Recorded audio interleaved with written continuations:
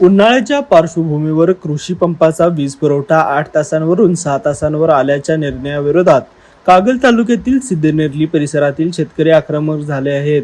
महावितरणने हा निर्णय तातडीने मागे घेऊन उन्हाळा संपेपर्यंत किमान 12 तास अखंडित व उच्च दाबाचा वीज पुरवठा द्यावा, अन्यथा तीव्र आंदोलन छेडण्यात येईल असा इशारा देण्यात आला आहे.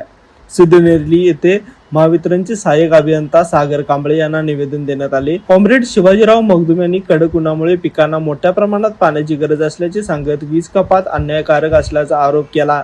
सध्या मिळणाऱ्या 6 ते 8 तासाच्या वीज पुरवठ्यातही वारंवार खंडित होणे व कमी जास्त दाबाची समस्या असल्याने पिकांना वेळेवर पाणी देता येत नसल्याची तक्रार शेतकऱ्यांनी केली आहे.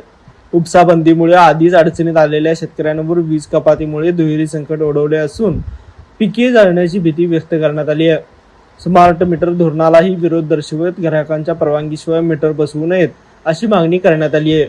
दरम्यान पुढील 3 दिवसात वीज पुरवठा वाढवला नाही तर उग्र आंदोलनाचा इशारा देण्यात आला आहे. लाईव्ह मराठीसाठी मुरगुडहून सर्जेराव भाट.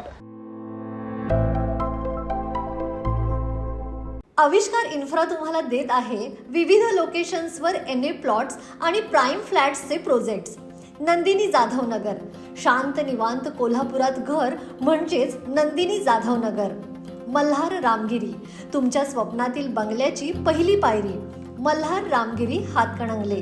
पॅनोरमा हिल्स आंबा, सह्याद्रीच्या कुशीत निसर्गाच्या सानिध्यात तुमचं स्वतःचं farm house. Padmavira city Jaysingpur, एक आधुनिक लाईफस्टाईल देणारा 1 and 2 BHK होम्सचा प्रोजेक्ट.